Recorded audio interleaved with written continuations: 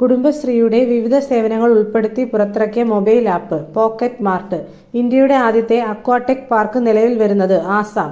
സംസ്ഥാനത്തെ ആദ്യത്തെ integrated family health centre Pangappara. രാജ്യത്തെ ആദ്യത്തെ തേൻ മ്യൂസിയം നിലവിൽ വരുന്നത് താഴേക്കര. രാജ്യത്താദ്യമായി മൊബൈൽ ഫോൺ വഴി വോട്ട് രേഖപ്പെടുത്തിയ സംസ്ഥാനം ബീഹാർ.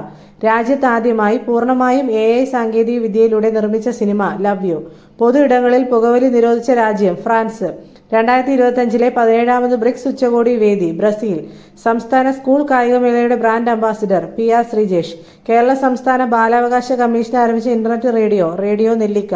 കഥാപർവം എന്ന പുസ്തകം എഴുതിയത് M ലീലാവതി.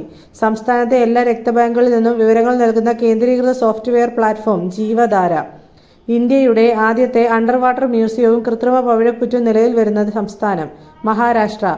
മൊബൈൽ ഫോണിലൂടെ കോടതി വ്യവഹാരങ്ങൾ അറിയാൻ കേരള ഹൈക്കോടതി പുറത്തിറക്കിയ ആപ്പ് കോർട്ട് ക്ലിക്ക്.